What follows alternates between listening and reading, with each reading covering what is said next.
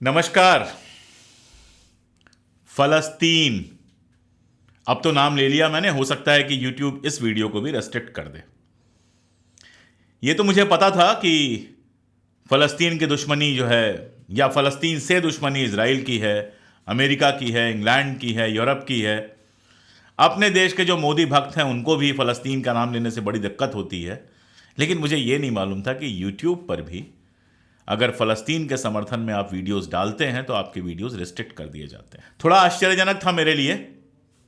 कल एक वीडियो मैंने डाला था जिसमें हिजबुल्ला के इस युद्ध में आने से, या हिजबुल्ला के जो लीडर हैं नसरुल्लाह साहब, उनका जो बयान आया था, उनका जो भाषण आया था, उसकी मैंने एनालिसिस की थी और एक सवाल पूछा था। वो सवाल मैं फिर से पूछ रहा हूं कि अगर कोई स्टेट ऐसी तबाही मचाए जिसमें मकानों पर बम गिरे, जिसमें लोगों पे बम गिरे, स्कूलों पे, हॉस्पिटल्स पे, यहां तक कि फलस्तीन की जो सबसे बड़ी यूनिवर्सिटी है अल अजहर यूनिवर्सिटी, उस पर भी अगर बम गिरे, तो ऐसे स्टेट को आतंकवादी क्यों नहीं कहा जाना चाहिए? मुझे लगता है कि यह सवाल YouTube को चुभ गया और मेरा वीडियो रेस्ट्रिक्ट कर दिया गया। कोई फर्क नहीं पड़ता है, 3.5 लाख लोग देख चुके थे और भी जिनको देखना होगा, 18 साल से कम उम्र के लोग ही मेरा वीडियो देखते हैं। बच्चों के लिए तो मैं वीडियो बनाता भी नहीं, वो देख लेंगे। पैसे नहीं आएंगे, कोई दिक्कत नहीं है। सिर्फ पैसों के लिए अशोक कुमार पांडे काम भी नहीं करता है। सिर्फ पैसों के लिए काम करना होता तो जैसे सरकारी दलाल होते हैं, सरकार से पैसे लेके काम करते हैं, सरकार के पक्ष में वीडियो बनाते हैं, मैं भी यही करता। मैं भी दिन रात यहां पर नारे लगवाता, दिन रात यहां पर भड़काऊ वीडियो बनाता, अश्लील वीडियो बनाता और भी बहुत कुछ करता, और YouTube को कोई फर्क नहीं पड़ता क्योंकि ऐसे वीडियोस कभी रेस्ट्रिक्ट नहीं होते हैं। एक से एक अश्लील वीडियो पड़े हुए हैं, उन्हें 18+ नहीं करता है YouTube। एक से एक वीडियो ऐसे पड़े हैं जिसमें धर्म के नाम पर लोगों को भड़काया गया है, उसके साथ भी कोई कार्रवाई नहीं होती। लेकिन मैंने एक वीडियो बनाया फलस्तीन के समर्थन में, मैंने एक सवाल पूछा और उस वीडियो को रेस्ट्रिक्ट कर दिया गया। यह बताता है कि दुनिया भर में जो पावरफुल लोग हैं, जो पावरफुल संस्थाएं हैं, वो कैसे इजराइल के फेवर में काम कर रही हैं। आप सब जानते हैं कि इजराइल ने एक वीडियो 7 अक्टूबर के बाद जारी किया। बच्चों के मुतल्लिक एक वीडियो था जिसमें कहा गया कि हमास के लोगों ने उनका गला काट दिया, उन्हें जला दिया। बाद में मालूम चला कि वो सारा का सारा फ्रॉड था। इजराइल ने दावा किया कि पार्टी चल रही थी और उसके ऊपर हमास के लोगों ने गोली बरसाई। उस पार्टी में जो महिला थी उन्होंने आगे आकर कहा कि दरअसल हमास ने हमें गोलियां नहीं बरसाई थी, इजराइल के जो सैनिक थे वही पैनिक में आके गोलियां बरसा रहे थे, जिससे इजराइल के लोग जो उस पार्टी में शामिल थे वो मारे गए। ये सारा कुछ आ चुका है। लेकिन इन सारी चीजों को समर्थन करने वाले जो वीडियोस हैं वो आपको मिल जाएंगे। भक्तों के सारे वीडियो मिल जाएंगे, सरकारी दलालों के सारे वीडियो आपको मिल जाएंगे। व्यूज भी मिलियन होंगे उसके, लेकिन कहीं कोई रिस्ट्रिक्शन नहीं होगा उसका। नफरत फैलाने वाले जितने वीडियो बनाए जाएंगे वो सारे के सारे, मुसलमानों के खिलाफ जितने वीडियोस बनाए जाएंगे वो सारे के सारे आपको दिखाई देंगे। लेकिन अगर मैं ये सवाल पूछ दूं कि भाई ऋषि सुनक के प्राइम मिनिस्टर होने पर आप खुश क्यों होते हो? इसीलिए ना कि वो हिंदू है। कमला हैरिस के वाइस प्रेसिडेंट बनने पर आप खुश क्यों होते हो? इसीलिए ना कि वो हिंदुस्तानी है और उनके नाम में कमला है, इसलिए आपको लगता है वो हिंदू होंगी। क्यों पाकिस्तान और बांग्लादेश के हिंदुओं का सवाल उठाते हो? इसीलिए ना कि वो हिंदू हैं, वो तुम्हारे मुमालिक तो नहीं है, तुम्हारे हमवतन तो नहीं है वो। तो फिर अगर मुसलमान फलस्तीन के सवाल पर सवाल कर रहा है तो क्या दिक्कत है? अगर मैं ये कहूं कि सिर्फ मुसलमान नहीं, जापान से लेकर अमेरिका तक पूरी दुनिया में मेरे जैसे हजारों लाखों लोग फलस्तीन के हक के पक्ष में हैं, तो ये बात नागवार गुजर जाती है।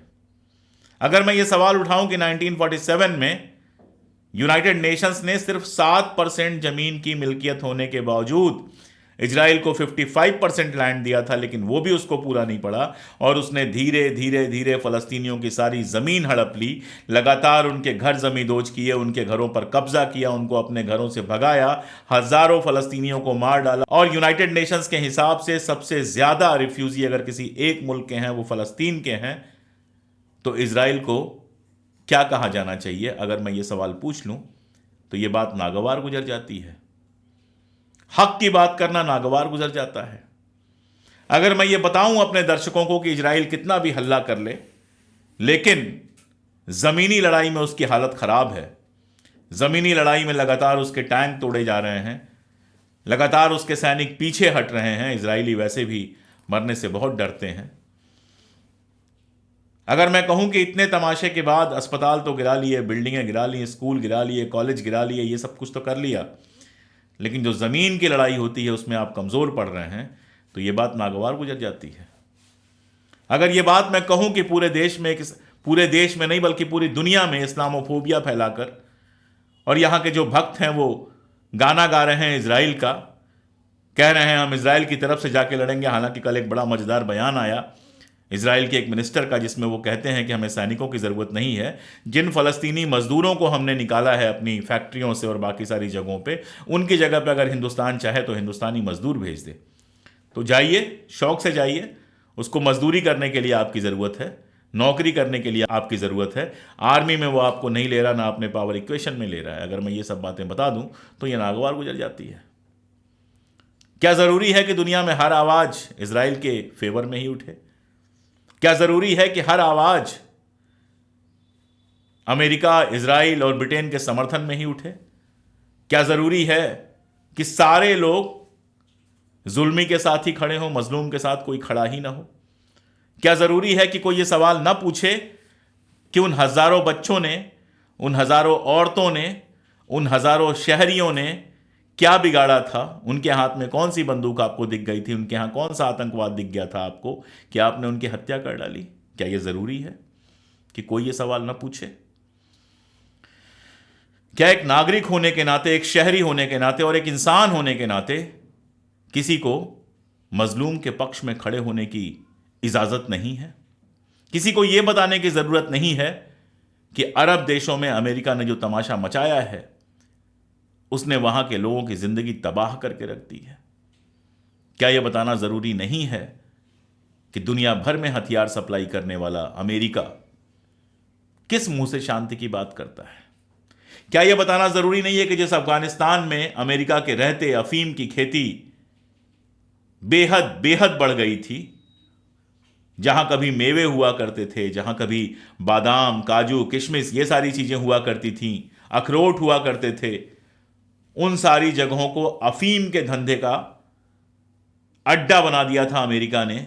अमेरिका के जाने के बाद बिल्कुल मैं उन लोगों में हूं जो कहता हूं कि अफगान की सरकार को अपनी औरतों को आज़ादी देनी चाहिए, पढ़ने की आज़ादी देनी चाहिए, बाकी सारी चीज़ों की, नौकरी करने की आज़ादी देनी चाहिए। इस बात के लिए अफगानिस्तान सरकार की मैं आलोचना करूंगा, लेकिन मैं क्यों ना बताऊं अपने सुनने वालों को, अपने देखने वालों को, कि कम से कम इतना तो हुआ है कि अमेरिका के जाने के बाद वहां अफीम की खेती पर ज़बरदस्त पाबंदी लगाई गई है। जहां 80%, 90% ज़मीन पे अफीम होती थी, अब वो घट के 10 और 5% रह गई है। क्या कर रहा था अमेरिका वहां पर? नशे का व्यापार। क्या कर रहा था अमेरिका वहां पर और कैसे भाग गया मुंह छुपाकर, सिर छुपाकर, अफगानियों को उनके भरोसे छोड़कर? अगर ऐसे मुल्क का जो पूरी दुनिया में सिर्फ यही सब करता रहता है, जिसने अफ्रीका को तबाह किया, जिसने मिडिल ईस्ट को तबाह किया, जिसने जापान पर बम गिराए, आज कंडीशन यह है कि इजराइल का एक मिनिस्टर उठ के कहता है कि हम एटॉमिक बम गिरा देंगे गाजा पर। बीबी नेतन्याहू कहता है कि अमेरिका ने भी तो हिरोशिमा पर बम गिराए थे। यानी इस तरह से वो जस्टिफाई करना चाहता है कि जो कुछ वो कर रहा है, जिस तरह मासूमों का कत्ल कर रहा है फलस्तीन में, वो सब जायज है। अगर ये सब मैं अपने दर्शकों को बताऊं, अपने सुनने वालों को बताऊं, अपने चाहने वालों को बताऊं, आम जनता को बताऊं, तो ये बात नागवार गुजर जाती है। वीडियो रिस्ट्रिक्ट कर दिए जाते हैं। कितने वीडियो आप रिस्ट्रिक्ट करेंगे? कहां कहां हमारी आवाज़ रिस्ट्रिक्ट करेंगे आप? पैसे आपके पास हैं, पावर आपके पास है, प्लेटफॉर्म्स आपके पास हैं, लेकिन आवाज़ तो हमारे पास है। हक बात के साथ खड़े रहने की जो तहजीब हमको महात्मा गांधी, जवाहरलाल नेहरू और भगत सिंह जैसे लोगों ने सिखाई है, वो तहजीब और तमीज़ तो हमारे पास है। मैं कैसे भूल जाऊं कि उस ज़माने में महात्मा गांधी ने कहा था कि फ़लस्तीन अरबों का है। मैं कैसे भूल जाऊं कि महात्मा गांधी ने कहा था कि हिटलर जो कर रहा है यहूदियों के साथ वो तो गलत है ही, लेकिन अब यहूदी फ़लस्तीन में जाकर जो कुछ कर रहे हैं वो भी गलत है। फ़लस्तीन फ़लस्तीनियों का है। मैं कैसे भूल जाऊं ये बताना कि फ़लस्तीन में 1000 वर्षों से मुसलमान, ईसाई, यहूदी सब बड़ी शांति से रह रहे थे। मैं कैसे भूल जाऊं कि फ़लस्तीन से सिर्फ मुसलमान रिफ्यूज़ी नहीं हुए हैं, ईसाइयों की बड़ी संख्या भी रिफ्यूज़ी हुई है, दुनिया के अलग अलग मुल्कों में रहती है। मैं कैसे भूल जाऊं कि आज भी इजराइल के अंदर जो यहूदी हैं, जो जियोनिस्ट नहीं हुए हैं, जो कट्टरपंथी नहीं हुए हैं, वो बीबी नेतन्याहू का इस्तीफा मांग रहे हैं। वो खड़े होकर कह रहे हैं कि फ़लस्तीनियों के साथ जुल्म गलत है। अगर इतने मुश्किल हालात में वो आवाज़ उठा सकते हैं तो मैं कैसे ना अपनी आवाज़ उठाऊं, इस डर से कि वीडियो रेस्ट्रिक्ट कर दिया जाएगा। 7 अक्टूबर के बाद से ही हमने लगातार फ़लस्तीन और इजराइल में जो कुछ हो रहा है उस पर वीडियो बनाए हैं। इजराइल की तमाम नापाक हरकतों को साफ करने के लिए, आपके सामने बिल्कुल साफ साफ कह देने के लिए, वहां की बहुत सारी हकीकत बता देने के लिए हमने वहां का इतिहास भी बताया। एक लंबा वीडियो 1 घंटे का इतिहास पर भी बनाया। और उसके बाद जैसे जैसे इजराइल की वहां पर बमबारी बढ़ रही है, जैसे जैसे वहां पर फ़लस्तीनियों की तबाही हो रही है, जैसे जैसे कोई नया न्यूज़ आता है, कभी कहीं से कोई बयान आता है, कभी कोई बात होती है, हम अपने वीडियोज़ लेकर आपके पास आते हैं, बताते हैं आपको कि ये हो रहा है, ये हकीकत है। हमें इसलिए बताना पड़ता है कि हमारे देश की जो गोदी मीडिया है वो आपको ये सब कभी नहीं बताएगी। तो क्या यह करना गलत है? क्या फ़लस्तीन के बाबत जो हकीकत है, जो सच्चाई है, जो बड़ी मुश्किल से निकल के आती है, कभी अल जजीरा जैसा कोई न्यूज़ चैनल होता है वहाँ से आ जाती है, कभी कहीं से, कभी हरीस से आ जाती है, कभी कहीं से आ जाती है, उनको लगातार पढ़ते और समझते हुए, बयानात को पढ़ते और समझते हुए आपके सामने वो हकीकत पेश करना गलत है? क्या यह बताना गलत है कि अमेरिका का विदेश मंत्री ब्लिंकन इस समय घूम रहा है मिडिल ईस्ट में, अरब देशों के नेताओं से मिल रहा है, उनको लालच दे रहा है ताकि वो कहीं न कहीं इस युद्ध में शामिल ना हो जाए, कहीं फ़लस्तीन को सपोर्ट ना कर दें। और हालात ऐसी है कि ईरान को अगर छोड़ दें तो मिस्र से लेकर और बाकी सारे जो आपके मिडिल ईस्ट के देश हैं, जो अपने आप को अरब कंट्रीज़ कहते हैं, उनमें से कोई हकीकत में तैयार नहीं है खड़ा होने के लिए। किसके खिलाफ? इजराइल के खिलाफ।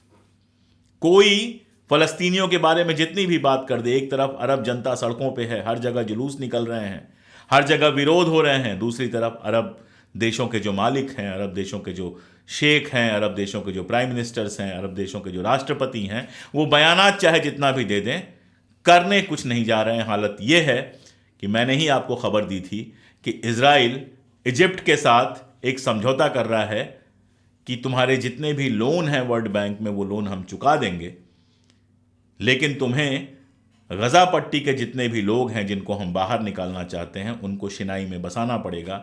एक बार वो शिनाई में बस जाएं, फिर जिएं या मरें, कोई फ़र्क नहीं पड़ता है। वो सारी ज़िंदगी रिफ्यूज़ी बन के रह जाएं, उनके घर तबाह हो जाएं, उनकी ज़िंदगियां तबाह हो जाएं, पूरी दुनिया को कोई फ़र्क नहीं पड़ता है। यूएन बार बार कह रहा है, यूनाइटेड नेशंस के अपने जो एम्बुलेंस हैं उन पे बम गिराई जा रही है। यूएन बार बार कह रहा है कि युद्ध विराम होना चाहिए, और हमारे देश के नेता जाकर वोटिंग से बाहर निकल आते हैं। क्या इस बात पर मुझे वीडियो नहीं बनाना चाहिए? क्या इस बात पर मुझे सवाल नहीं उठाना चाहिए कि युद्ध विराम जैसी छोटी सी चीज, उसमें तो किसी का पक्ष लेने की कोई बात ही नहीं थी, उस पर भी हम एब्सटेन कर गए? हमारी सरकार जो हमेशा फ़लस्तीन के पक्ष में रही है, यहां तक कि अटल बिहारी वाजपेयी ने फ़लस्तीन के पक्ष में बयान दिया था, वो लोग आज किसी के साथ खड़े होने को तैयार नहीं है, चुपचाप बाहर निकल आए। क्या मैं आपको ना बताऊं कि ब्लिंकन कहता है कि अगर युद्ध विराम हो गया तो हमास फिर से मजबूत हो जाएगा? मानो ये जो हजारों लोग मर रहे हैं, रोज 300, 400, 500 लोगों के मरने की खबर वहां से आती है, पता नहीं कितने लोग मलबे के नीचे दबे हुए हैं, इनकी जिंदगियों का कोई मतलब ही नहीं है। तो ये वीडियो सिर्फ अपना ये दर्द, अपना ये गुस्सा आपके साथ साझा करने के लिए मैंने बनाया। कितने लोग देखेंगे, कितने लोग नहीं देखेंगे पता नहीं, लेकिन ये बताने के लिए बताया कि भाई चाहे हमारे वीडियो रेस्ट्रिक्ट हो जाएं, चाहे हमारा चैनल बंद कर दिया जाए, जहां मौका मिलेगा मेरे जैसा आदमी, मैं तो हक की बात करता रहूंगा, जो सच है वो कहता रहूंगा, फ़लस्तीन के साथ खड़ा रहूंगा। मेरी आवाज़ न पैसों के लिए दबने वाली है, न किसी धमकी से दबने वाली है, न किसी डर से दबने वाली है, लेकिन मेरी ताकत है आप लोग, आप जो इस वीडियो को देख रहे हैं। अगर आप लोग मेरे साथ हैं तो फिर मुझे किसी का डर नहीं है। अगर आप लोग मेरा सपोर्ट करते हैं, अगर आप लोग लगातार मेरे साथ रहते हैं, मेरे वीडियोस देखते हैं, सब्सक्राइब करते हैं, अगर मुमकिन होता है तो वीडियो ज्वाइन करते हैं, बहुत बार बता चुका हूं ज्वाइन कैसे किया जाता है, ज्वाइन का ऑप्शन आपको वीडियो के ठीक नीचे दिखता है, आप कर सकते हैं। अगर आप हमारे साथ हैं, आप हमारी मदद कर रहे हैं, तो 2 पैसे कम कमा के, थोड़ा नुकसान उठा के यह हिम्मत तो बनी ही रहेगी कि सर उठाकर, जैसा मैं कहता हूं कि सत्ता की, कैमरे की नहीं, सत्ता की आंख में आंख डालकर मैं सच बोलता रहूंगा। तो बस ये अपील आपसे कि मैं हक बात करता रहूंगा, आप हक बात के साथ रहिए। अगली बार फलस्तीन पर फिर जब कोई नई बात आएगी तो फिर मैं एक नया वीडियो लेके आऊंगा और फिर उसमें मैं ऐसे ही सवाल उठाऊंगा। उसके बाद यूट्यूब को जो करना है करेगा। आप अगर देखेंगे तो मेरा दिल ये कहेगा कि तुमने जो किया उसकी कीमत वसूल हो गई। आज के लिए इतना ही, और विषयों पर वीडियोस लगातार आते ही रहते हैं। देखते रहिए हमारा चैनल, और जिस तरह से भी हमें सपोर्ट कर सकते हैं सपोर्ट कीजिए। जो मिनिमम कर सकते हैं सब्सक्राइब करना चैनल को, वीडियो को लाइक करना और वीडियो को दोस्तों तक पहुंचाना, वो तो ज़रूर कीजिए। मुझे लगता है कि इतने डिमांड आपसे करना तो मेरा हक भी है। बहुत शुक्रिया।